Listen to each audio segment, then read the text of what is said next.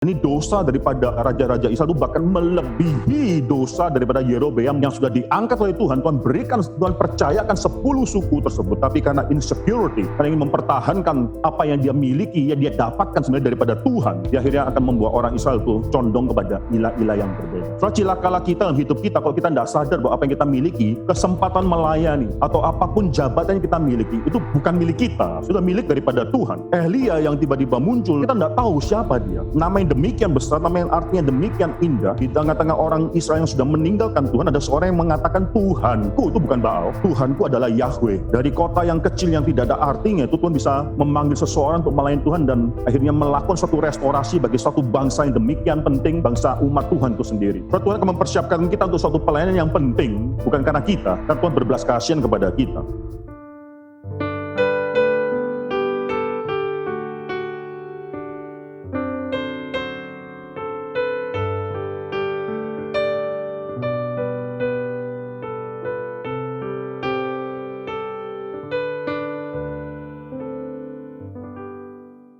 Satu raja-raja, Elia itu tiba-tiba muncul, nama dia tiba-tiba muncul di satu raja-raja pasal yang ke-17.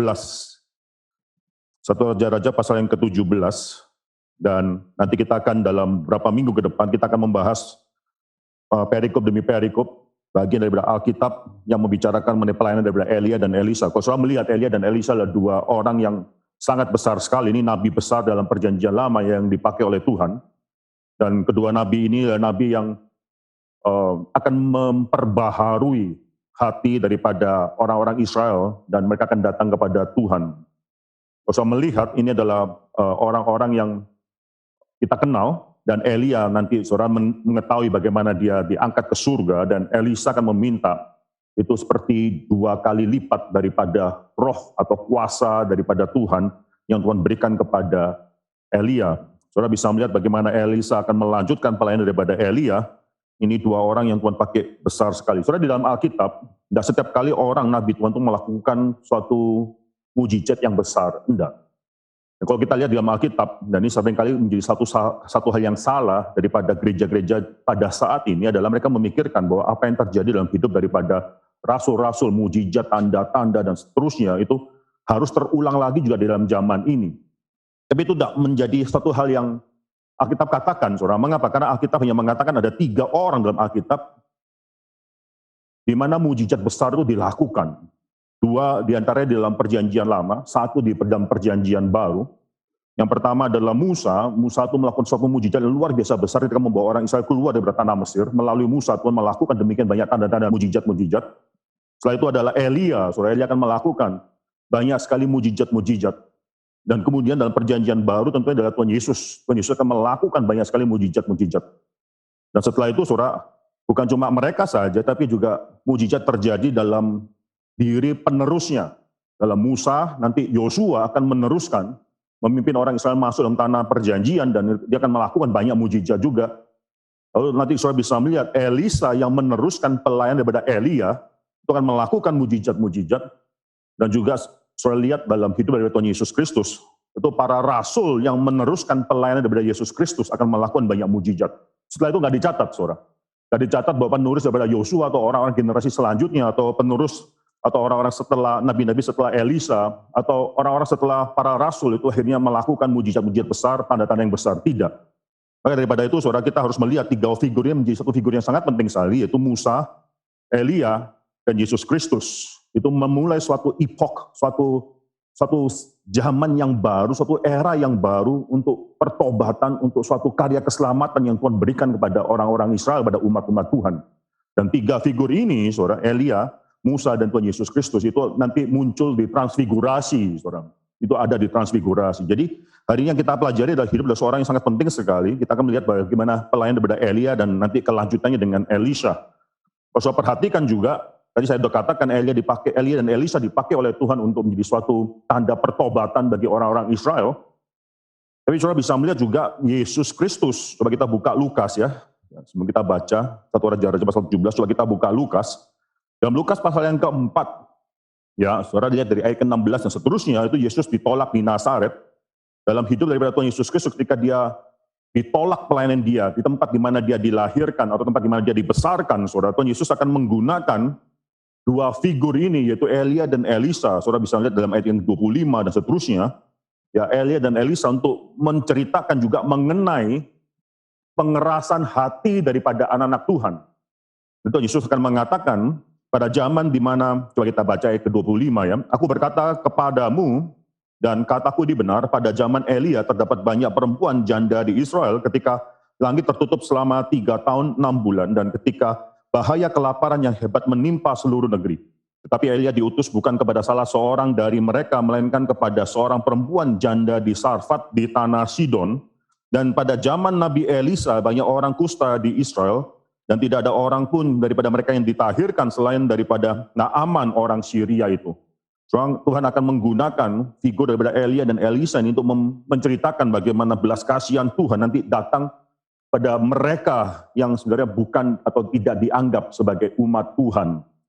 Saudara, ini satu hal yang penting, kita akan mempelajari pelayanan daripada Nabi Elia dan Elisa. Mari kita buka kembali 1 Raja-Raja pasal yang ke-17. 1 Raja-Raja pasal yang ke-17. Kita akan membacakan bertanggapan dari ayat yang pertama sampai dengan ayat yang ke-16.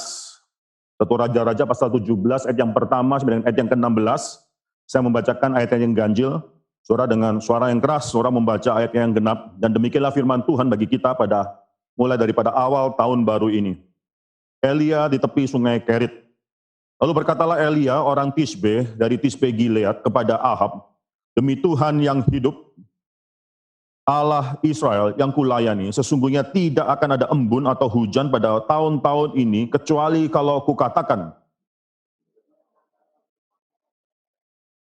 pergilah dari sini, berjalanlah ke timur, dan bersembunyilah di tepi sungai Kerit, di sebelah timur sungai Yordan.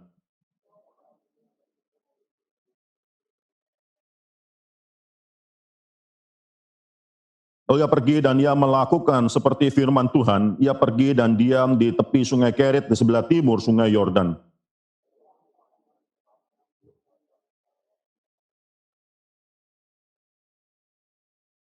Tetapi sesudah beberapa waktu sungai itu menjadi kering sebab hujan tiada turun di negeri itu. Bersiaplah pergi ke Sarfat yang termasuk wilayah Sidon dan diamlah di sana. Ketahuilah aku telah memerintah seorang janda untuk memberi engkau makan.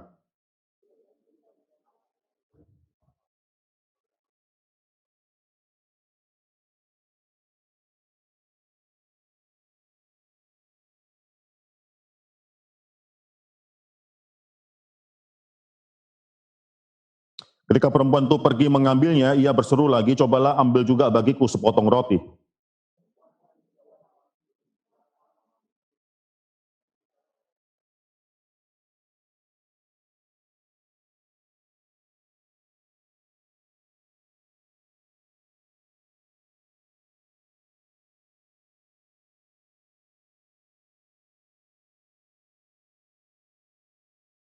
Tetapi Elia berkata kepadanya, janganlah takut, pulanglah, buatlah seperti yang kau katakan, tapi buatlah lebih dahulu bagiku sepotong roti bundar kecil daripadanya, dan bawalah kepadaku, kemudian barulah kau buat bagimu dan bagi anakmu.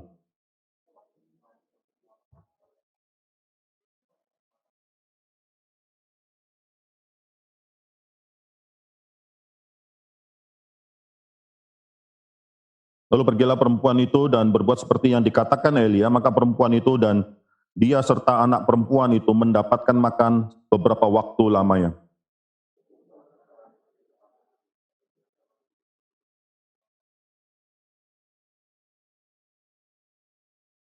So, mari kita tundukkan kepala dan kita masuk di dalam doa. Bapa dalam surga, kami bersyukur untuk satu bagian firman Tuhan yang bisa kami buka dan kami baca pada pagi hari ini di dalam minggu pertama, tahun pertama. Kami datang ke hadirat Tuhan dalam sebagai satu komunitas Tuhan, berdoa bersama-sama. Ya Tuhan, kami berdoa untuk persetujuan doa ini, supaya Tuhan terus tambahkan jumlah orang-orang yang rindu berdoa, berlutut bersama-sama. Bukan untuk mendoakan hal-hal yang menguntungkan hidup kami, tapi kami berdoa untuk suatu beban pelayanan daripada kerajaan surga yang Tuhan sudah limpahkan kepada Sinode GRI, kepada GRI Karawaci, yang juga berdoa untuk gereja-gereja lainnya yang berkenan di hadapan Tuhan. Ya Tuhan, kami mau memulai tahun ini dengan datang ke hadirat Tuhan dan mendengarkan firman Tuhan dan berdoa bersama. Ya sekarang kiranya ketika kami datang, Tuhan memberikan kepada kami firman Tuhan yang memang sudah kami rindukan, sudah kami nantikan. Kiranya berita firman Tuhan melalui hidup Elia dan Elisa. Orang-orang yang sudah pernah Tuhan pakai dalam pekerjaan kerajaan Tuhan. Sekarang juga memenuhi hidup kami dan kami juga belajar daripada pekerjaan Tuhan, pembentukan Tuhan melalui hidup mereka. Misalkan semua dalam nama Tuhan Yesus Kristus kami berdoa. Amin. Saudara, tiba-tiba dalam 1 Raja-Raja pasal 17 diceritakan mengenai ada seorang nabi. Saudara akan mengenal nabi ini sebagai nabi yang sangat besar sekali. Namanya kita kenal sebagai Elia, saudara. Dan Elia, nama daripada Elia sendiri kita bisa mengerti mungkin dari dua kata, yaitu Eli dan Yah. Kata Eli sendiri, El adalah Elohim atau adalah Tuhan. Li biasanya mengatakan bahwa itu adalah sambungan mengatakan my God, my Elohim, my God, Tuhanku, saudara. Maka dari kata daripada Elia, kata Yah itu adalah biasanya singkatan daripada Yahweh. Kata daripada Elia adalah nama yang mengatakan suatu pengakuan iman bahwa Tuhanku, bukan sembarangan Tuhan, tapi Tuhanku adalah Tuhan yang sudah memberikan dirinya bercovenant dengan orang Israel, yaitu Yahweh itu sendiri. My God is Yahweh atau Yahweh is my God. Itulah arti daripada nama Elia ini. Saudara Elia hidup mungkin kira-kira 100 tahun, sekitar 100 tahun setelah pemerintahan daripada Raja Daud, dan banyak terjadi perubahan setelah itu. Saudara tahu bagaimana daripada Raja Daud nanti turun kepada anaknya Salomo, lalu Salomo akhirnya melacurkan dirinya kepada ilah-ilah bangsa yang berbeda-beda. Lalu Tuhan berjanji untuk akhirnya akan mengoyakkan kerajaan daripada Israel tersebut, tapi bukan pada zaman daripada Salomo, tapi zaman daripada Rehabeam, anak daripada Salomo. Tuhan katakan bahwa dia mengingat janjinya kepada Daud sehingga dia tidak mengoyakkan Israel di zamannya Raja Salomo. Saudara. Tapi saudara, Tuhan bicara hal ini kepada Yeroboam. Yeroboam dia sudah mengatakan bahwa dia akan memberikan 10 suku kepada Yeroboam. Dia hanya akan menyisakan satu suku yaitu Yehuda. Ini satu suku yaitu Yehuda dan Benyamin, sebenarnya dua suku, saudara. Yehuda itu kepada keturunan daripada Raja Daud. Saudara, itu karena janji Tuhan kepada Raja Daud. Tuhan menarik sekali dalam apa yang kita baca nanti dalam 1 Raja-Raja. Tuhan tidak memilih 10 suku tersebut. Tuhan tidak memilih yang porsi lebih besar. Saudara. Tuhan tidak apa-apa. Satu suku yaitu Yehuda. Di mana suku tersebut adalah suku yang akan menurunkan yaitu juru selamat. Tuhan katakan itu suku yang akan dipelihara dan diberikan kepada keturunan daripada Salomo melalui Rehabeam. Saudara, menarik sekali apa yang kita perhatikan di sini, itu di dalam nanti Elia ini akan melayani suku yang di utara, yaitu 10 suku tersebut. Elia akan menjadi nabi, Elia dan Elisa akan menjadi nabi di Israel utara, saudara. Dan saudara bisa melihat bagaimana pada zaman di mana Elia hidup itu bukan zaman yang mudah. Itu mulai daripada nanti Rehabeam ke Jeroboam akan menguasai 10 suku yang di utara tersebut. Tapi nanti saudara bisa melihat bagaimana Jeroboam itu juga akan melawan Tuhan. Nanti hidup daripada 10 suku di Israel utara tersebut adalah hidup yang menceritakan perlawanan terhadap Tuhan terus menerus, saudara. Perhatikan, coba kita baca, saudara ya. 1 Raja-Raja pasal yang ke-16, ya, 1 Raja-Raja pasal yang ke-16 ayat yang ke-29. Ini bicara mengenai Ahab. Elia akan hidup di zaman Ahab. Ya. Elisa akan hidup di zaman nanti keturunan atau anak daripada Ahab. Saudara, kita membaca ayat ke-29, saya bacakan bagi saudara, 1 Raja-Raja 16 ayat 29. Ahab, anak Omri, menjadi raja atas Israel dalam tahun ke-38 zaman Asa, Raja Yehuda.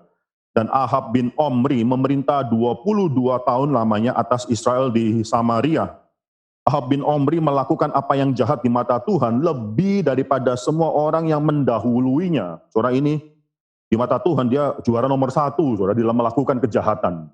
Ya, orang yang lebih jahat bahkan daripada Omri, bahkan lebih daripada seluruh orang yang sebelumnya. Ahab itu luar biasa jahatnya. 31, seakan-akan belum cukup, ia hidup dalam dosa-dosa Yerobeam bin Nebat. Nanti kita akan lihat dosa apa yang dilakukan oleh Yerobeam.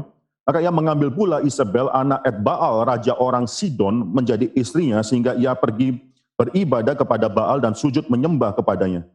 Kemudian ia membuat mesbah untuk Baal itu di kuil Baal yang didirikan di Samaria. Sudah itu Ahab membuat patung Asyerah, dan Ahab melanjutkan bertindak demikian sehingga ia menimbulkan sakit hati Tuhan Allah Israel lebih daripada semua raja-raja Israel yang mendahuluinya. So, nanti saudara bisa melihat dosa daripada Yerobeam bin Nebat itu diulangi. Lebih daripada dosa Yerobeam bin Nebat itu diulangi berkali-kali.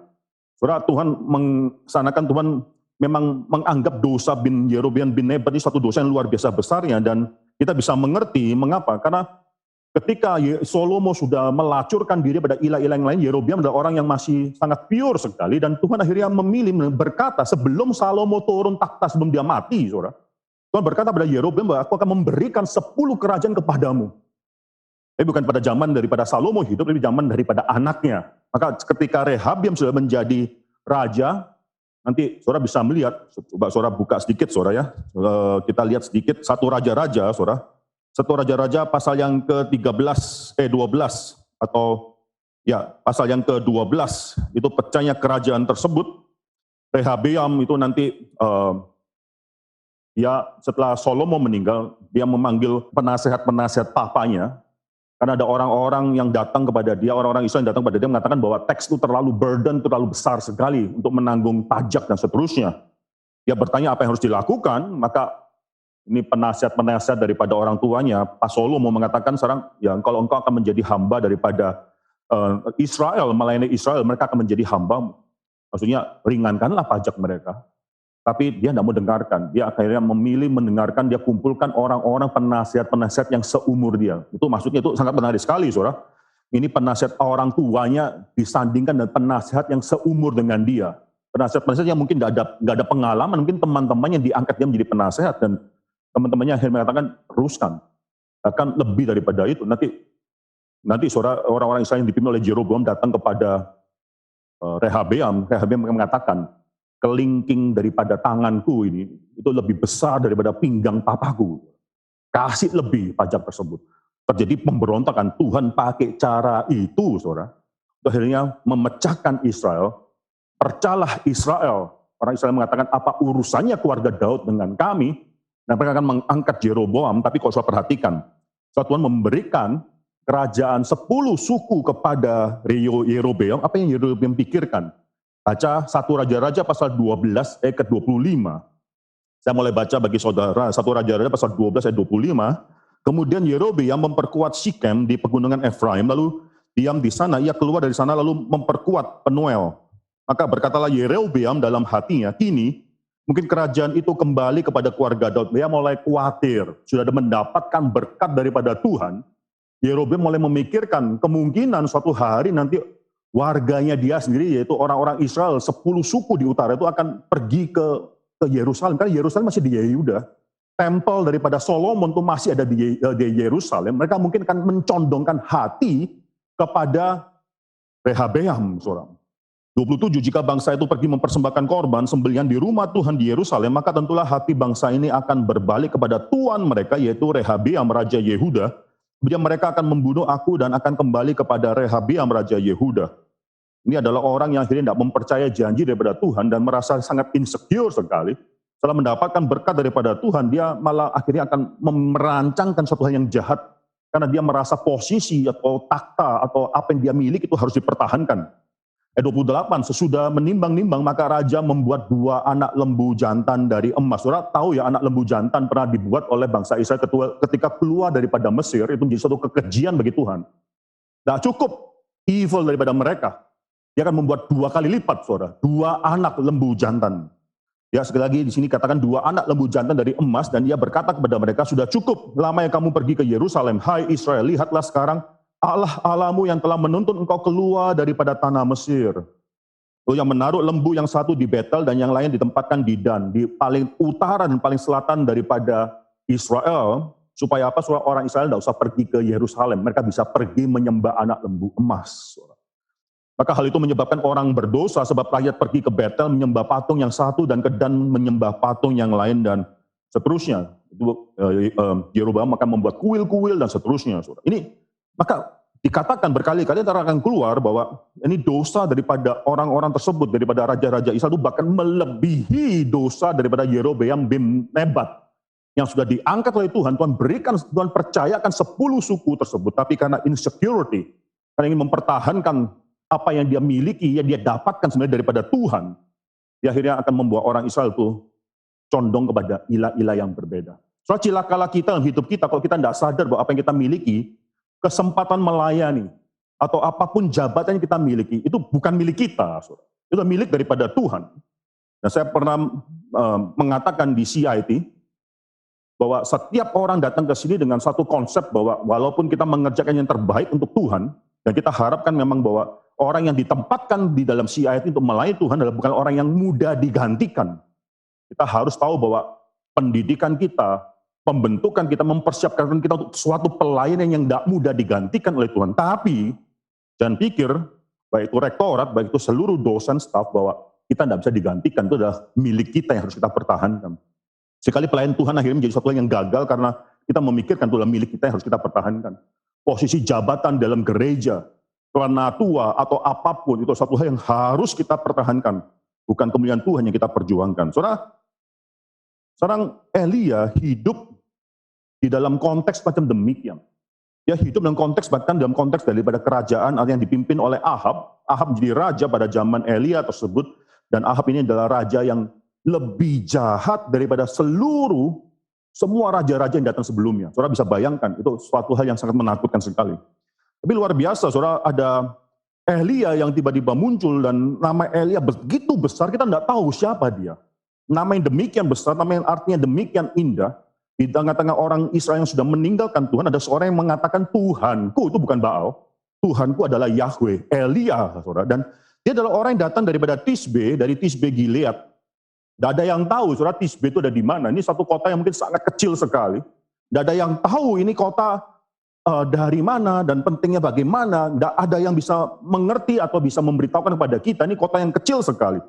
Mengatakan kepada kita suatu hal yang penting, saudara, bahwa dari kota yang kecil yang tidak ada artinya, itu Tuhan bisa memanggil seseorang untuk melayani Tuhan dan akhirnya melakukan suatu restorasi bagi suatu bangsa yang demikian penting, bangsa umat Tuhan itu sendiri.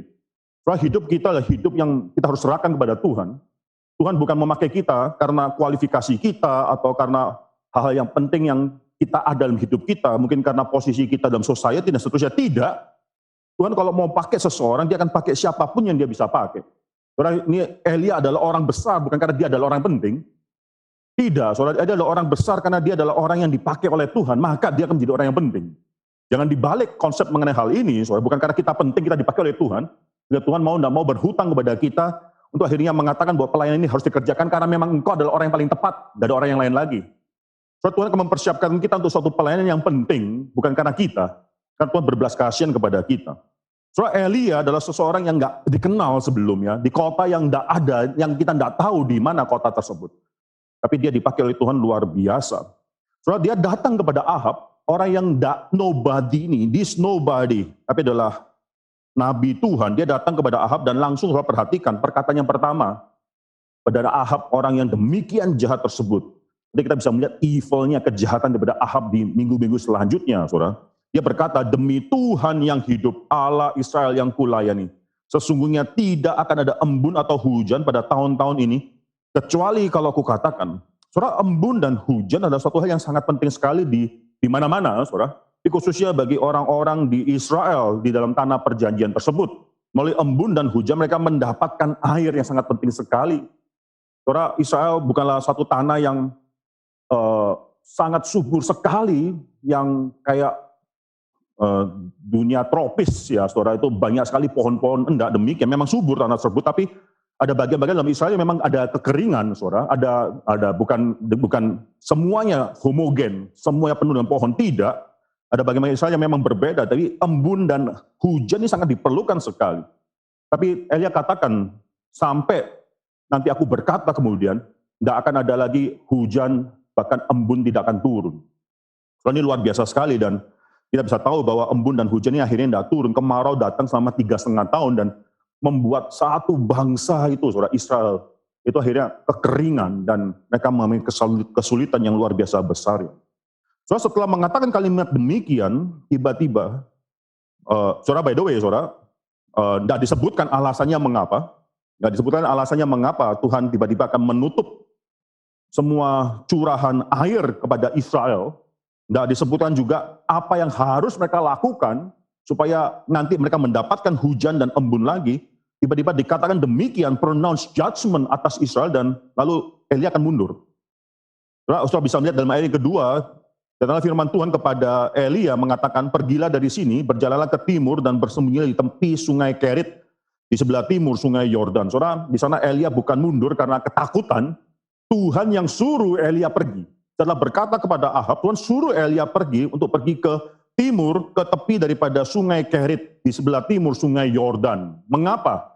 Karena ada suatu immediacy yang akan terjadi, suatu hal yang akan langsung terjadi setelah Elia berkata tidak ada embun dan tidak ada hujan, itu akan langsung terjadi. Dan sekarang Tuhan akan memelihara hidup daripada Elia. Dia minta Elia pergi ke tepi sungai Kerit. Di sana Tuhan akan memelihara hidup dia. Dan saudara bisa membayangkan langsung pada saat itu, tidak lama setelah itu, hujan itu tidak turun, embun tidak turun, dan Elia sudah pergi di tepi sungai Yordan, di tepi sungai Kerit, saudara. Dan ayat keempat mengatakan bahwa Tuhan akan memelihara Elia di sana, dan Tuhan akan memakai luar biasa, saudara, burung-burung gagak. Kuperintahkan untuk memberi makan engkau di sana. Dia akan minum daripada sungai Kerit, dia akan diam di sana, dan di-preserve oleh Tuhan, dipelihara oleh Tuhan untuk pekerjaan Tuhan selanjutnya. Tuhan akan memberi makan, preserve hidup dia melalui ciptaan Tuhan, melalui suruhan Tuhan. Ini menunjukkan bagaimana Tuhan memiliki kontrol, berdaulat atas ciptanya. Tuhan akan memakai burung-burung gagak untuk memelihara hidup daripada Elia. Surah ayat kelima mengatakan bahwa Elia langsung pergi dan melakukan seperti firman Tuhan. Ia pergi dan diam di tepi sungai Kerit di sebelah timur sungai Yordan. Pada waktu pagi dan petang, burung-burung gagak membawa roti dan daging kepadanya, dan ia minum daripada sungai itu. Saya tidak tahu dari mana burung-burung gagak itu mendapatkan roti, saudara, tapi ya dalam providensi daripada Tuhan, burung-burung gagak itu mengambil atau mendapatkan roti, daging, bukan untuk mereka, tapi untuk Elia. Itu providensi Tuhan yang luar biasa sekali. Ayat ketujuh, saudara. Saudara, ayat ketujuh mengatakan, tetapi sudah beberapa waktu, nggak dikasih tahu berapa lama lamanya, nggak dikasih tahu, tapi sudah beberapa waktu sungai itu menjadi kering. Bahkan sungai Kerit pun sudah kering pada saat itu. Sungai Kerit sudah kering, karena hujan tidak turun dan embun tidak juga turun, maka datanglah firman Tuhan kepada Elia, bersiaplah pergi ke Sarfat yang termasuk wilayah daripada Sidon dan diamlah di sana.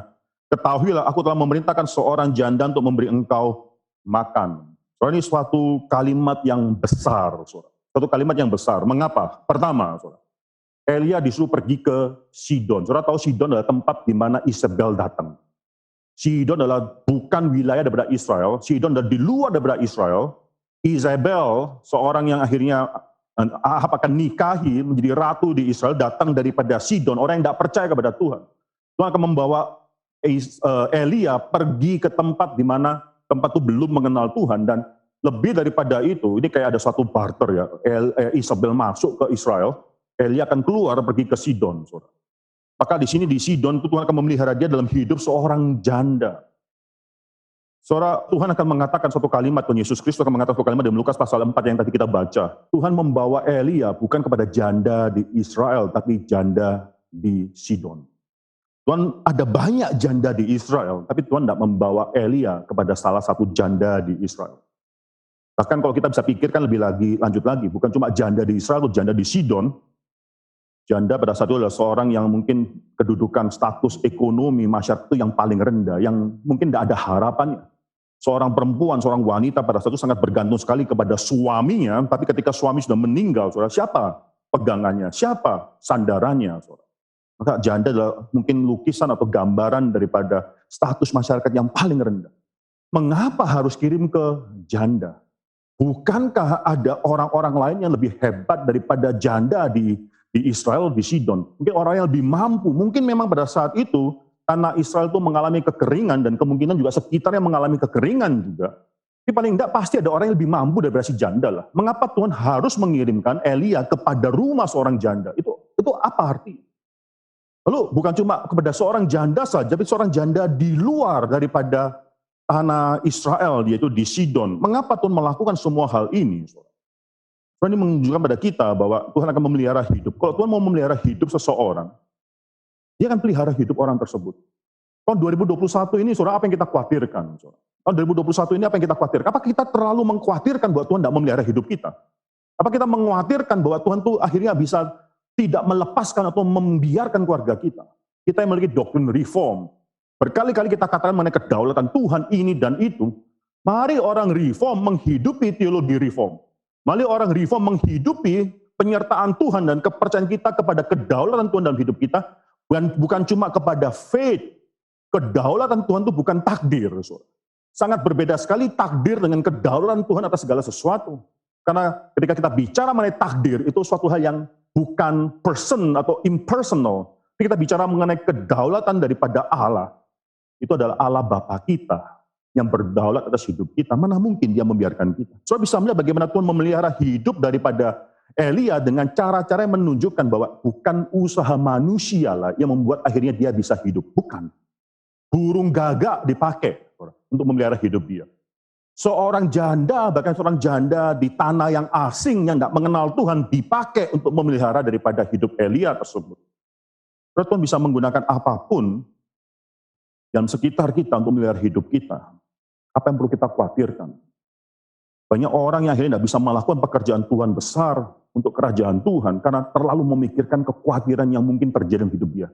Padahal kekhawatiran kita 99,9% tidak pernah terjadi dalam hidup kita. Itu cuma kekhawatiran kita pikirkan dan terus menjadi momok dalam pemikiran kita.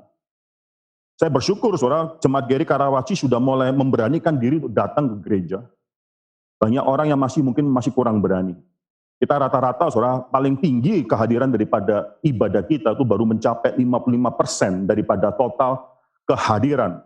Rata-rata 1 tahun termasuk ketika tidak ada ibadah sama sekali di GRI Karawaci. Rata-rata 1 tahun, setelah saya hitung, itu sekitar 43%. Bersyukur untuk kehadiran Tuhan tersebut.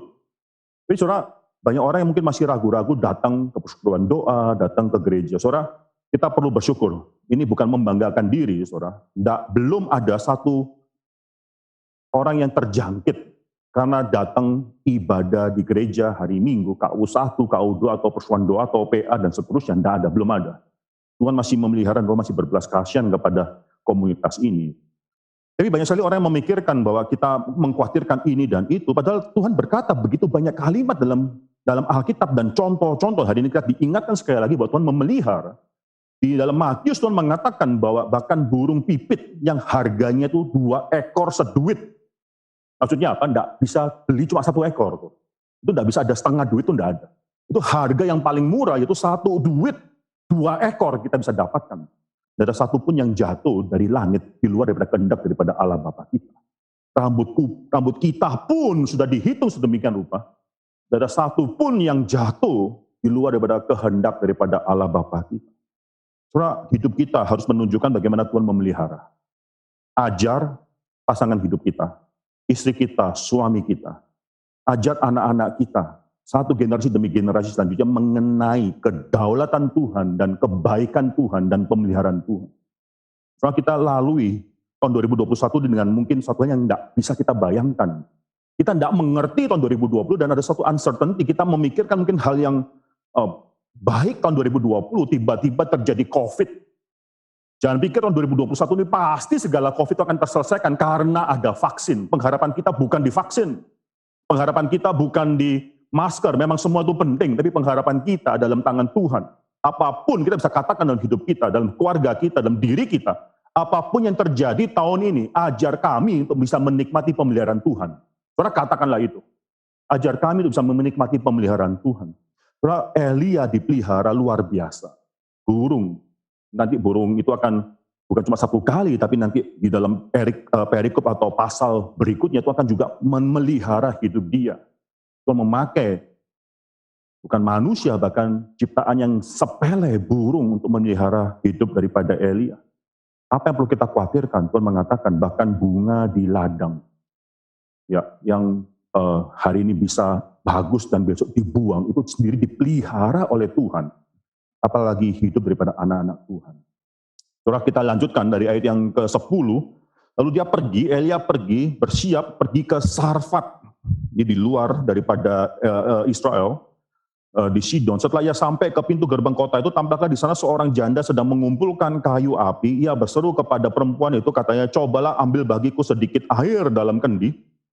Maksudnya mungkin dimiringkan kendi tersebut supaya dia bisa mendapatkan minuman daripada kendi tersebut, supaya aku minum. Ketika perempuan itu pergi mengambilnya, ia berseru lagi, belum selesai mendapatkan air, sudah minta hal yang kedua, cobalah ambil juga bagiku sepotong roti. Saudara, perempuan itu sekarang mulai ngomel. Dia tahu bahwa ini adalah abdi Allah, tapi dia katakan satu kalimat, demi Tuhan, Yahweh, Allahmu. Kalau Elia adalah Allahku adalah Yahweh, perempuan ini mengatakan Allahmu itu Yahweh, bukan Allahku. Allahku bukan Yahweh, Allahmu Yahweh. Namanya memang Elia, Allahku Yahweh, Allahmu Yahweh. Perempuan itu katakan, Allahmu yang hidup tersebut sesungguhnya sudah tidak ada roti padaku sedikit pun, kecuali segenggam tepung dalam tempayan dan sedikit minyak dalam buli-buli. Dan sekarang aku sedang mengumpulkan 2-3 potong kayu api, kemudian aku mau pulang dan mengolahnya bagiku dan bagi anakku, dan setelah itu kami akan memakainya dan kami akan mati. Ini di antara seluruh janda mungkin yang paling melarat. Dan Tuhan kirimkan Elia kepada janda yang paling melarat. Kenapa? Karena dia sudah tahu, dia sadar hari itu, bahwa cuma ada 1 kali makan lagi. Setelah itu tidak ada makanan lagi. Dan dia tidak bisa mengharapkan, dia dari perkataan daripada si janda ini, kita tahu bahwa dia tidak mengharapkan makanan daripada orang-orang sekitar dia. Jadi dia tidak mengharapkan orang-orang akan berbelas kasihan kepada dia dan memberi dia dan anak dia makanan atau minum. Tidak, semua harus diusahakan sendiri. Dan dia mengatakan bahwa hari ini juga saya akan mati karena sudah tidak ada makanan lagi. Tetapi Elia mengatakan satu kalimat yang demikian kejam, ayat 13, tetapi Elia berkata kepadanya, janganlah takut, pulanglah, buatlah seperti yang kukatakan, tetapi buatlah lebih dahulu bagiku sepotong roti bundar kecil aja. Buatlah terlebih dahulu bagi aku, jangan pikirkan mengenai anakmu dan dirimu, enggak, buat bagi aku lebih dahulu. Kemudian barulah kau buat bagimu dan bagi anakmu. Sebab beginilah firman Tuhan Allah Israel, tepung dalam tempayan itu tidak akan habis dan minyak dalam buli-buli itu pun tidak akan berkurang sampai pada waktu Tuhan memberi hujan ke atas muka bumi. Lalu saudara bisa melihat, lalu ayat 15, pergilah perempuan itu dan berbuat seperti yang dikatakan Elia. Saya mau tanya saudara, kalau saudara adalah perempuan janda perempuan tersebut, ya saudara tahu bahwa hanya ada sedikit yang saudara miliki, tinggal 1 kali makan. Pengharapanmu dan anakmu pada hari itu bergantung pada apa yang kau miliki pada saat itu. Terus saudara tiba-tiba disampaikan dengan seseorang yang mengaku diri bahwa Yahweh adalah Tuhanku. Saudara tidak kenal Yahweh tersebut. Saudara tidak kenal Tuhan orang tersebut dan dia minta segala sesuatu daripada engkau. Dan mengatakan satu kalimat bahwa lakukanlah nanti tepungmu tidak akan berkurang. Engkau akan bisa membuat roti-roti selanjutnya, tepungmu tidak akan berkurang. Saudara akan lakukan atau tidak? Maulah saudara lakukan? Mau gitu ya, mungkin karena saudara tahu cerita selanjutnya saudara ya. Tapi janda itu tidak tahu saudara. Janda itu atas dasar apa janda itu mau melakukan hal ini?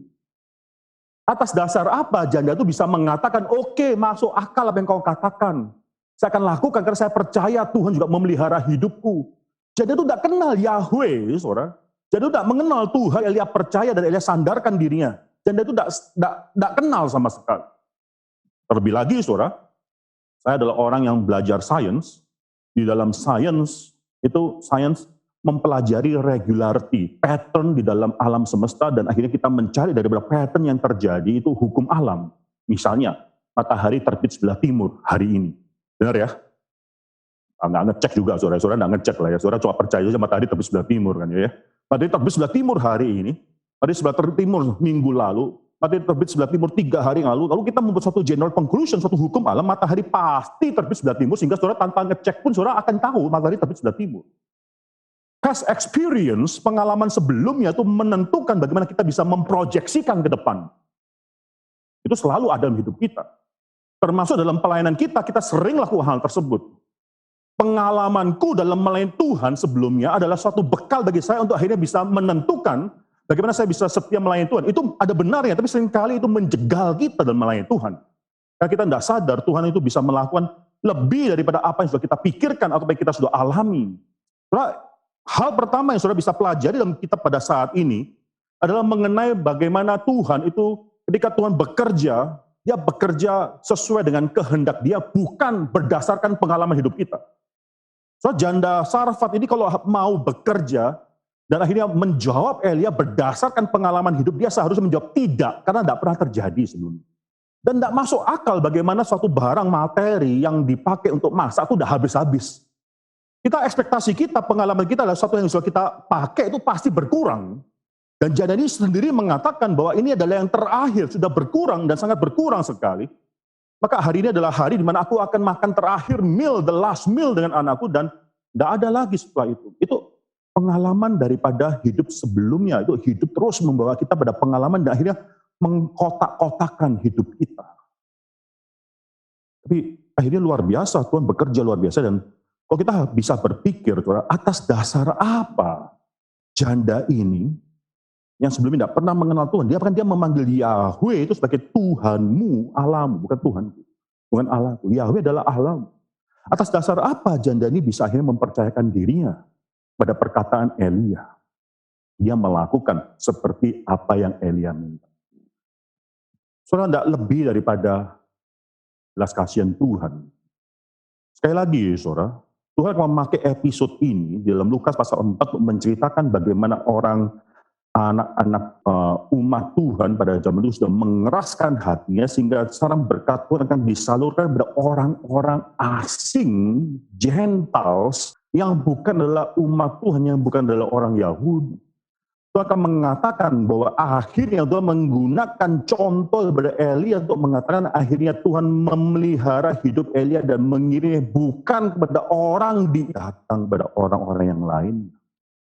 Kita bisa melihat dalam hal itu menyimpulkan bahwa janda Sarfat ini bisa melakukan semua hal ini bukan karena dia mengerti, bukan karena dia ada pengalaman, bukan karena semua hal itu, tapi karena dia mendapatkan belas kasihan daripada Tuhan. Nanti kita akan lihat dalam perikop selanjutnya dia akan mengakui bagaimana Tuhan adalah Tuhannya. Hidup dia adalah hidup yang akan dirubahkan, tapi sebelumnya dia adalah hidup yang harus memiliki ketaatan. Banyak daripada kita yang menginginkan hidup dirubahkan oleh Tuhan, tapi we lack obedience. Tidak mungkin perubahan datang tanpa ketaatan, tidak mungkin. Ya, tahun 2021 ini adalah satu tahun di mana kita mengatakan bahwa Tuhan bekerjalah bukan sesuai dengan ekspektasiku, tapi bekerja sesuai dengan kedaulatan Tuhan. Kalau kita menyerahkan hidup dalam tangan Tuhan, kita tidak ada yang mau kita pertahankan. Kita tidak ada hak mengatakan bahwa Tuhan harus memelihara hidup semua orang keluargaku yang kukasih. Tidak, kita tidak memiliki hak untuk meminta hal tersebut. Tapi ketika kita menyerahkan hidup kita dalam tangan Tuhan, kita mau tahu Tuhan akan membentuk kita dengan cara yang luar biasa yang tidak bisa kita pikirkan. Dan saya mendoakan supaya keluarga saudara itu mendapatkan pembentukan Tuhan. Kalau Tuhan bisa membentuk seorang janda Sarfat yang belum mengenal Tuhan, apalagi Tuhan bisa membentuk setiap dari kita, anak-anak Tuhan. Bapak dalam surga, kami bersyukur ya Tuhan untuk firman Tuhan yang sudah kami dengarkan ini. Ya Tuhan, kami percaya melalui kesaksian daripada firman Tuhan yang adalah nafas daripada Tuhan itu sendiri, bahwa Tuhan memelihara hidup anak-anak Tuhan. Bahkan luar biasa sekali Tuhan berkuasa, berdaulat atas segala ciptaan Tuhan. Tuhan bisa menggunakan bahkan burung untuk memelihara hidup daripada Elia. Ajarkah kami, anak-anak kami, semua berada dalam pemeliharaan tangan Tuhan. Kami berani melangkah masuk tahun 2021 bukan karena uang banyak di bank, bukan karena ada kesehatan atau mungkin kepintaran daripada kami semua untuk bisa memelihara hidup kami tahun 2020. Tidak ya Tuhan. Tapi karena kami ada pimpinan, ada belas kasihan Tuhan yang memimpin keluarga Sarfat, Tuhan juga bisa membentuk kami yang adalah anak-anak Tuhan. Kami serahkan hidup kami sekali lagi. Dalam nama Tuhan Yesus Kristus kami berdoa dan mengucap syukur. Amin.